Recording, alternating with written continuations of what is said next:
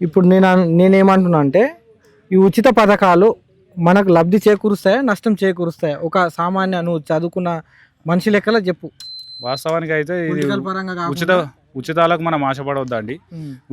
ఉచితాల పథకాలను పెట్టడం వల్ల ప్రజలు అనేది కొంచెం సోమరిపోతులు అవుతున్నారు.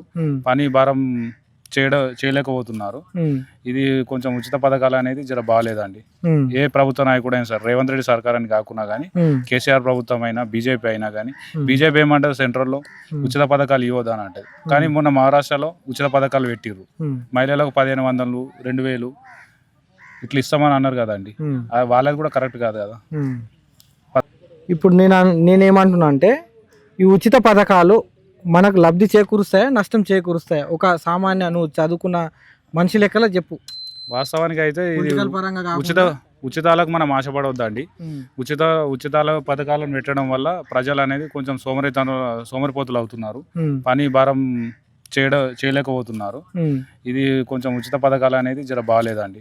ఏ ప్రభుత్వ నాయకుడైనా సరే, రేవంత్ రెడ్డి సర్కార్ అని కాకుండా కానీ, కేసీఆర్ ప్రభుత్వం అయినా, బీజేపీ అయినా కానీ, బీజేపీ ఏమంటారు సెంట్రల్లో ఉచిత పథకాలు ఇవ్వదని అంటది. కానీ మొన్న మహారాష్ట్రలో ఉచిత పథకాలు పెట్టిర్రు.